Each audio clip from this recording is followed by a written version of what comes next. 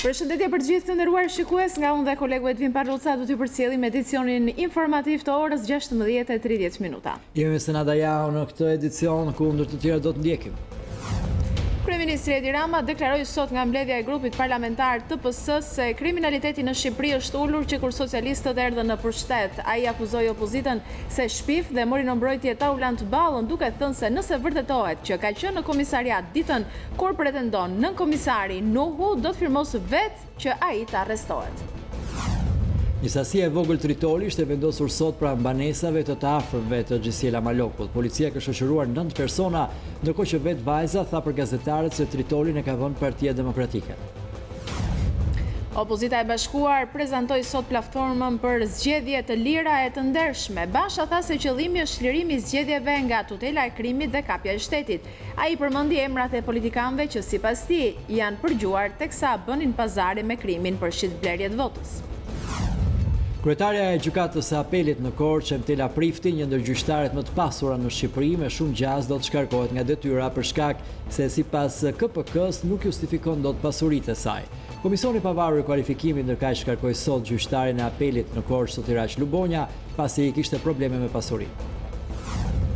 Taulant Muko, një shkencëtar i panjohur për shqiptarët deri më sot, ka marrë vëmendje publike pasi denoncoi plagjaturën nga zëvendës ministri i Arsimit Ervin Demo dhe plagjaturën si dukuri në Shqipëri. Një gazetare investigative bullgare është përdhunuar dhe më pas vrarë. Disa muaj më parë ajo nisi një program ku hetonte kompanitë private që keq përdornin fondet e Bashkimit Evropian. Ndërkaq prej disa ditësh rezultoni i zhdukur gazetari saudit, i cili të martën e kaluar hyri në ambasadën e Arabisë Saudite në Ankara, e që prej asaj dite nuk dihet asgjë për fatin e tij.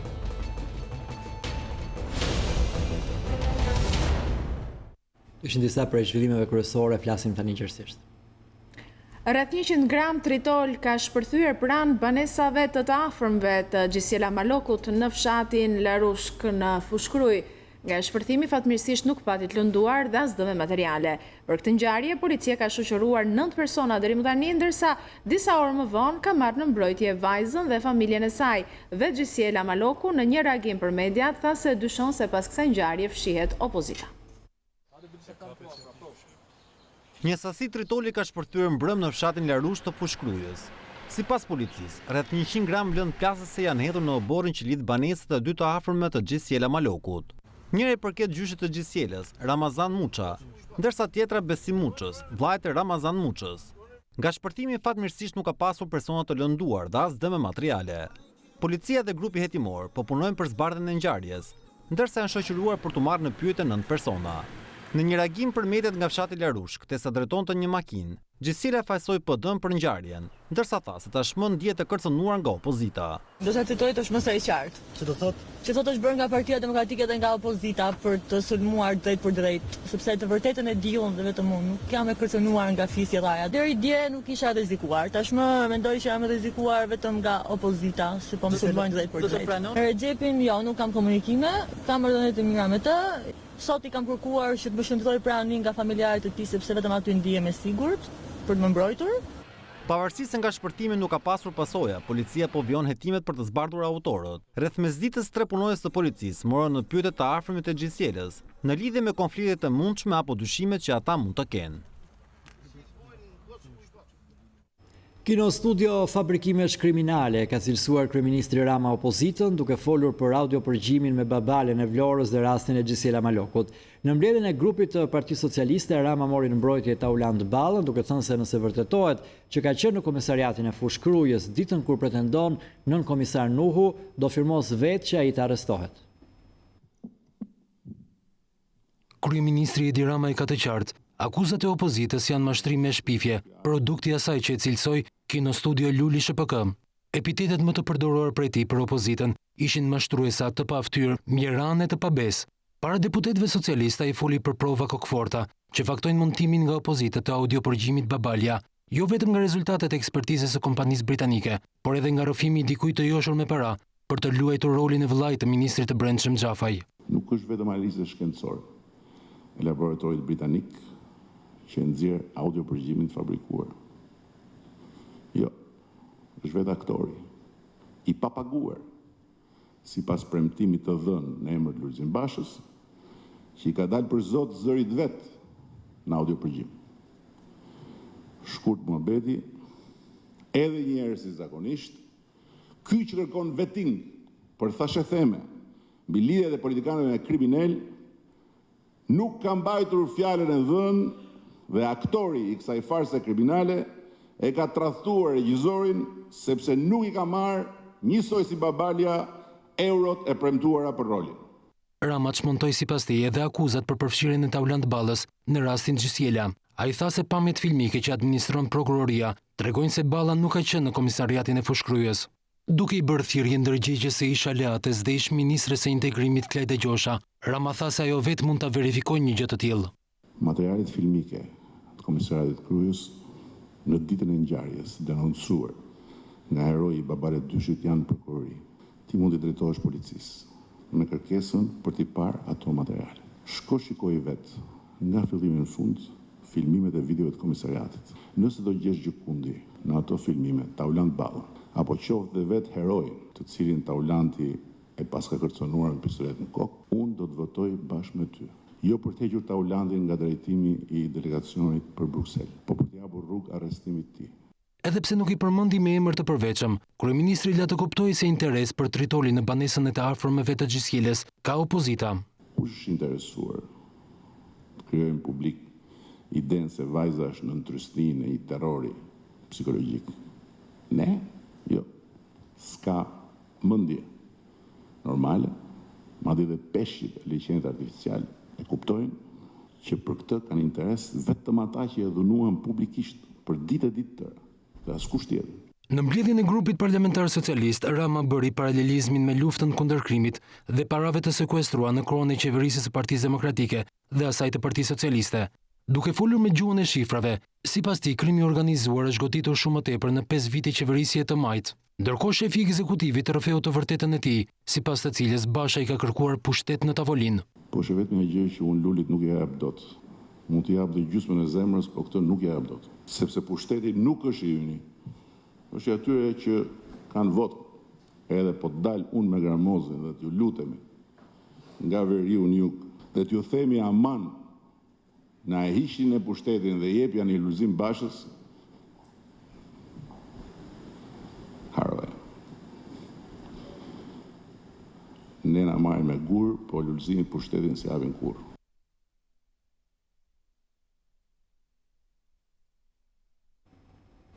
Opozita e Bashkuar prezantoi platformën për çlirimin e zgjedhjeve nga krimi, shitblerja e votës dhe kapja shtetërore. Pandarjen e politikanëve nga krimi, tha Basha, nuk mund të kemi kursesi zgjedhje të lira. Ai tha se ka regjistrimet bisedave telefonike të politikanëve me grupe kriminale dhe Ramës me kriminalët më famkeq të vendit. Opozita deklaron se ka gati platformën që sipas saj do të çlirojë zgjedhjet nga krimi me pushtet. Në këtë pikë, kreu i Partisë Demokratike Lulzim Basha deklaron me bindje se prokuroria i ka të gjitha provat që sipas tij dokumentojnë lidhjet mes kupolës që drejton të Majtën dhe bandave të krimit në shumë qytete kryesore. Nga foltorja ku ka prezantuar platformën e opozitës për zgjedhjet vendore 2019, kryedemokrati Basha paraqiti një listë të gjatë emrash politikanësh të Majt, sipas tij të kapur nga krimi. Bajrat e Shkodrës u kthyen punëtor elektoral për Partinë Socialiste. Përgjimet e tyre tregojnë se ata flasin më shumë me politikanë, nga Ditmir Bushati e drejtues të tjerë të lartë të kupolës në Tiranë, tek politikanët socialistë në Shkodër. E njëjta gjë në Elbasan, ku pushteti i krimit nga Çelajt te sanxhaktarët me shok dhe Taulant Ballës dhe Qazim Sedinit janë një. Në Durrës, bandat e Lul Berishës, Plaren Dervishit me shok qeverisin bashkinë. Në Vlorë kaluam nga banda Habilave që kontrollonte gjysmën e Vlorës tek banda e Xhafës që kontrollonte 100% të Vlorës, të tokës dhe të detit. Në Dibër, Ymer Lala, në Korç, Ragami, në Tiranë, nga Emiliano Shullazit e Dritan Dajti me shok vazhdojnë të diktojnë vendimet politike. Në polici dhe në prokurori ka regjistrime telefonatash dhe mesazhesh telefonike mes Vangjush Dakos dhe grupeve kriminale, mes Ulsi Manjës dhe grupeve kriminale, mes Damian Gjiknurit dhe grupeve kriminale, mes Taulant Ballës dhe grupeve kriminale dhe mes Edi Ramës dhe kriminalëve më famkeq të vendit. Platforma që propozon opozita për vendoret 2019 nuk prek në thelb sistemin zgjedhor, por shihet nga demokratët si rruga e vetme që politika të zhvishet nga aparat dhe influenca që vjen nga bota e krimit. Dekriminalizimin e procesit zgjedhor, ku përfshihet edhe vetingu i politikanëve, edhe pastrimi i policisë shtetit nga lidhjet me krimin. 2. Sistemi masave kundër shitblerjes votës, e cila parashikon reduktim të shpenzimeve të fushatës elektorale, financim shtetëror 100% procesit zgjedhor dhe të fushatës partive, kriminalizim të financimeve private, kompanitë që financojnë parti politike dhe kandidat të përjashtohen nga përfitimi i tenderave dhe koncesioneve për një kohë përcaktuar, dhe skatërti përdorimit të teknologjisë në votim, identifikimi biometrik, votimi dhe numërimi elektronik. Basha la të hapur nevojën për një rishikim të thellë të sistemit elektoral dhe vetë përbërjes së parlamentit, por tha se kjo do të duhet të kryhet në një moment të dytë. Për çfarëdo sistemi të shkojmë majoritar, proporcional, kombëtar, duhet studim dhe një diskutim i hapur dhe i thelluar për të arritur në mënyrë më të mirë përfaqësimin e vullnetit qytetarëve. Reduktim të numrit të deputetëve në 100, parlamenti me 2 dhoma, të gjitha propozimet hapura për diskutim, por jo sot. Në një intervistë për emisionin Diplomaticus në News24, komisionerja e Bashkimit Evropian Vera Jourova deklaron se procesi më i besueshëm dhe i ndershëm i vettingut politikanëve janë zgjedhjet e lira. Sipas zyrtares së lartë europiane, politikanët duhet të jenë subjekti i drejtësisë, njësoj si të gjithë qytetarët e tjerë, madje edhe në mënyrë më strikte, duke u treguar llogaridhënës. Intervistën e plot me eurokomisioneren do ta ndiqni të njëjtën në News24. Komisionerja e Bashkimit Evropian për Drejtësinë Vera Jourova në një intervistë për News24 komenton ndër të tjera edhe propozimin e hedhur nga Partia Demokratike për vettingun e politikanëve. Jourova thekson se procesi më i besueshëm dhe i ndershëm i vettingut të politikanëve janë zgjedhjet e lira. Në intervistën e cila transmetohet e plot ditën e njëjtë në emisionin Diplomaticus, zyrtaria e lartë evropiane deklaron se mes zgjedhjeve të lira duhet të ketë një shqyrtim të fortë publik. Politikanët duhet të jenë plotësisht të përgjegjshëm ndaj publikut. Sipas saj, duhet të ekzistojë një shqyrtim shumë i rreptë nga media e pavarur, duke u prezantuar publikut punën që bëjnë politikanët bazuar në fakte. I cannot say whether this is a good idea or not. I think that ekzistojnë procese që duhet të funksionojnë në vende demokratike dhe unë nuk mund të them nëse kjo është një ide e mirë apo jo, por do të dëshiroja të shoh më shumë kulturë politike në çdo shtet dhe do të ketë presion më të madh ndaj politikanëve, të cilët kanë bërë diçka të gabuar në mënyrë që të largohen nga detyra, por kjo duhet bërë me anë të ligjit. Komisionerja e Bashkimit Evropian për Drejtësinë deklaron se politikanët janë qytetarë të vendit dhe duhet i nënshtrohen të njëjtave instrumente dhe masave ligjore. Politikanët të jenë subjekt i drejtësisë njësoj si të gjithë qytetarët e tjerë, madje edhe në mënyrë më strikte, sepse duhet të jenë llogaridhënës ndaj publikut dhe duhet të ekzistojë presioni ndaj tyre për dorëheqje në rast se janë përfshirë në një vepër të gabuar. Kryetarja e gjykatës së apelit në Korçë, Entela Prifti, një ndër gjyqtarët më të pasura në Shqipëri, me shumë gjas do shkarkohet nga detyra për shkak se sipas KPK-s nuk justifikon dot pasuritë e shumta të saj. Ndërkaq KPK shkarkoi sot gjyqtarin e apelit në Korçë, Sotiraq Lubonja, pasi kishte probleme me pasurinë. Vettingu zbulon pasuritë marramense dhe të pajustifikuara të gjykatëses Entela Prifti, kryetare e gjykatës së apelit në Korçë. Ajo doli këtë të hënë përpara institucionit të vettingut ku u njoh me rezultatet e hetimit dhe dha shpjegime të detajuara gjatë një seance që u ndoqi edhe nga disa denoncues. Nga hetimi i thelluar administrativ janë zbuluar 4 apartamente të fshehura që dyshohet se Prifti i kishte blerë në emër të familjarëve, babait, motrës dhe kunatit të saj. Pronat që ndodhen në zonat më të shtrenjta të Tiranës janë identifikuar pas një denoncimi anonim, i cili informoi trupën gjykuese që po vetonte gjykatësen e karrierës. Por apartamentet nuk janë të vetmet pasuritë e pajustifikuara të gruas që drejton apelin e Korçës. Ajo rezulton të jetë ndër gjykatësit më të pasur në vend dhe shumicën e pasurive nuk e justifikon me të ardhurat të ligjshme, sikur se thuhet dhe në raportin e LDKP-s, që flet për deklarim të rem dhe fshehje të pasurisë të kryera nga gjykatësia. Duke ju referuar hetimit të Komisionit të Posaçëm të Kualifikimit, subjekti i rivlerësimit nuk justifikon me të ardhurat të ligjshme një restorant, më të njohur në Korçë prej më shumë se 500 metra shkatror, miliona lekë të investuara në Bono Thesari, si dhe 2 apartamente për të cilat ka deklaruar se i ka blerë me vlerë shumë më të ulët se sa ato në treg. Gjithashtu nga hetimi është provuar se nuk ka deklaruar llogari bankare në Michigan të Shteteve të Bashkuara dhe llogaritë e 2 fëmijëve të saj, vajzës dhe djalit. Komisioni relatoi se gjykatësia ka dhënë shpjegime duke pretenduar se pasuritë e saj janë të lishme dhe i ka vënë nga kursimet e punës, kredit bankare dhe nga dhuratat e familjarëve të saj. Megjithatë, telashet për të nuk përfunduan në këtë pikë. Entela Prifti akuzohet edhe për konflikt interesi. Trupa gjykuese tha se gjatë kohës që ajo ushtronte detyrën e gjykatëses, ishte edhe antare e shoqërisë Korçarja, që konsiderohet konflikt i pastër interesi. Hetimi për Priftin sipas trupës gjykuese ka përfunduar vetëm në kriterinë e pasurisë, ndërsa vijon atë të figurës morale dhe aftësive profesionale. Vendimi për Entela Priftin pritet të shpallet në 10 tetor. Gjasat janë që ajo t'i thot lam të mirë sistemit për shkak të pasurisë së pajustifikuar që zotron. Më herët, gjatë së hënës, një tjetër antar i apelit në Korçë, Sotiraq Lubonja, u shkarkua nga detyra për pasuri të pajustifikuar dhe mos justifikimin e dhuratave të marra nga familjarët. Lubonja u vetua me përparësi pasi ishte antar i Këshillit të Emërimeve në Drejtësi, i zgjedhur me short në kuvent.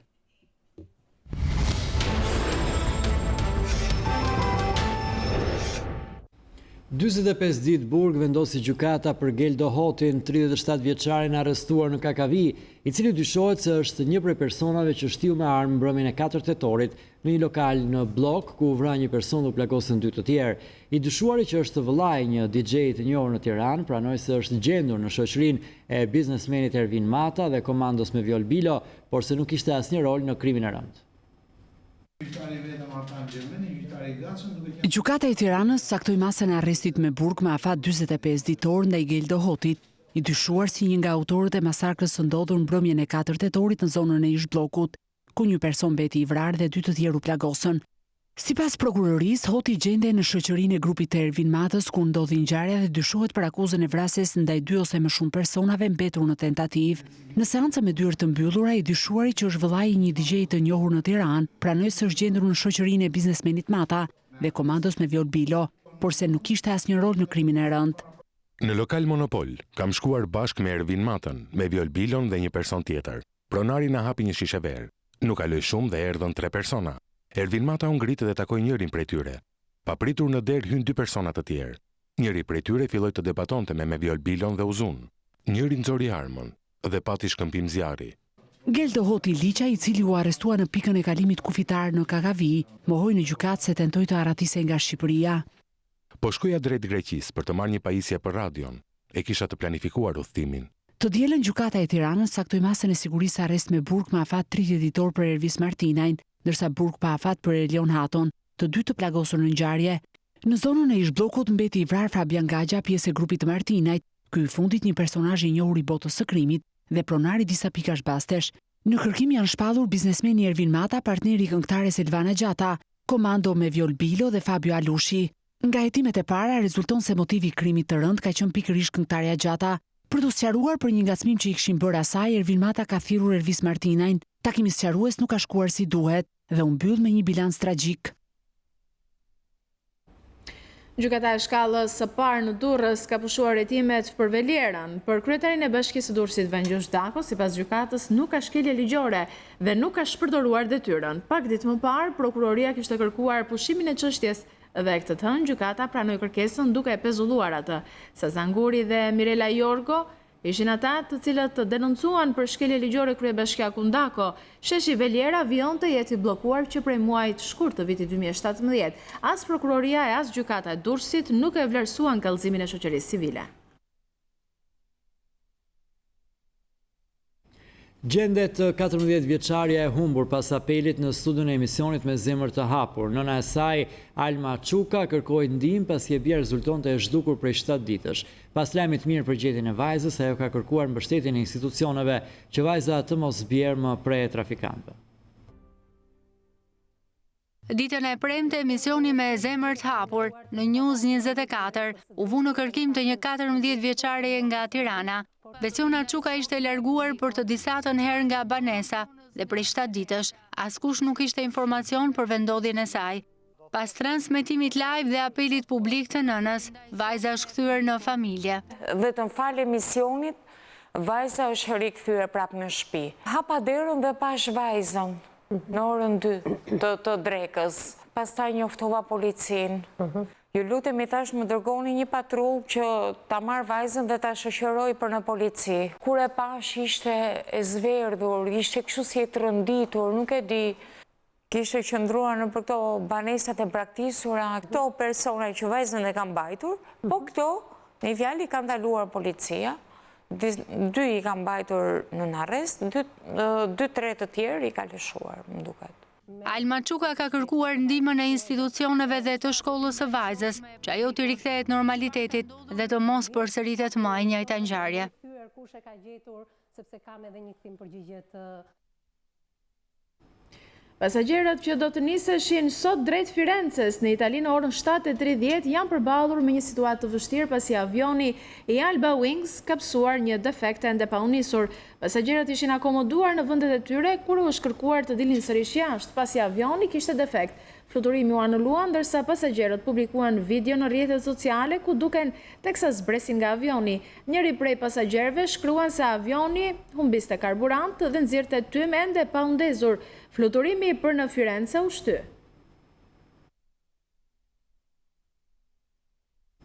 Një i ri shqiptar me karrierë brillante në qarqet shkencore ndërkombëtare dhe i cituar nga mediat amerikane si New York Times apo CNN, ka denoncuar plagjaturën e zëvendës ministrit të arsimit Ervin Demo. Ministria e Arsimit ende nuk ka reaguar për këtë rast. Taulant Muku, një shkencëtar i panjohur për shqiptarët deri më sot, së fundmi ka marrë vëmendje publike pasi ka denoncuar plagjaturën e bërë nga zëvendës ministri i arsimit Ervin Demo. Me titullin Universiteti dhe transferimi i teknologjisë, puna e paraqitur nga zëvendës ministri në revistat ndërkombëtare shkencore është 100% kopje, thot Taulanti, i cili vetë ka studiuar në Harvard, në Cambridge dhe së fundmi është në krye të një ekipi kërkimor në një qendër në Zvicër, ku është edhe pedagog. Këtu nuk po bëjmë fjalë për plagjarizëm, këtu po bëjmë fjalë për një kopje të shëmtuar 100%. Votimi i dytë që unë kam një pjesë është në anglisht, pjesa tjetër është në shqip, është një përkthim fjalë për fjalë i raportit të huaj. Dhe në qoftë se kërkon më tutje, ke edhe kopje të tjera që i ka bërë Bankës Botërore, zëvendës ministri i arsimit, raporteve të Bankës Botërore, një njerëz me integritet më minimal në këtë realitet që ne po flasim, ku universitetet shqiptare janë në nivelin më të ulët historik, duhet patjetër që ai të marrë dorëheqjen dhe të vendosën njerëz që kanë vlerë akademike, që i shërbejnë arsimit të lartë dhe njohin se çfarë do thotë merresh me shkencë. Nuk është e vështirë të gjesh intervistat e Taulantit për kërkimet e tij shkencore në New York Times apo CNN. Si është e mundur, sepse unë vi për shembull në departamentin e epidemiologjisë në Hollandë, ne ishim 60 veta, vetëm 3 ishin profesor dhe publikonin çdo ditë nga 5 apo 10 botime, kurse këtu nuk ka asnjë botim dhe të gjithë i ke profesor. Taulant Muko shpreh se vendi dhe studentët shqiptar kanë nevojë të udhëhiqen nga njerëz me integritet dhe vlera akademike, që arsimin e kanë pasion. Një kërkim i thjesht në Google mund të zbulojë më shumë për pedagogët që japin leksione në universitete. Ne duhet të shqetësohemi si shoqëri sepse ata që ne prezantohen si pedagog, ata që ne prezantohen si profesor, mund mos e meritojnë atë pozicion. Dhe prandaj ne rinja shqiptare vuan merr diploma apo që nuk kanë një vlerë në treg. Çdo student ka të drejtë, ka mënyrën se si mund ta vlerësoj profesorin që i vjen në auditore. Mjafton të kërkosh emrin e personit, kërkosh për publikime, kopjo një pjesë të paragrafit dhe vendose në Google dhe do të dalë burimi i informacionit. Është shumë e thjeshtë zgjidhja, nëse ka dëshirë dhe vullnet politik. Ngrihet një komision që shikon titujt akademik në 10 vitet e fundit apo edhe më gjerë dhe kësaj i shton dhe plagjaturën që mund të vijë të re përmes marrjes së një software-i, ekziston në Shkup me sa kam dieni dhe mund të kontrollojnë të gjitha ato doktoratura që janë mbrojtur ndër vite. News24 u interesua tek Ministria e Arsimit për një reagim nga i akuzuar Ervin Demo, por nga ky institucion nuk ka asnjë përgjigje për rastin e denoncuar.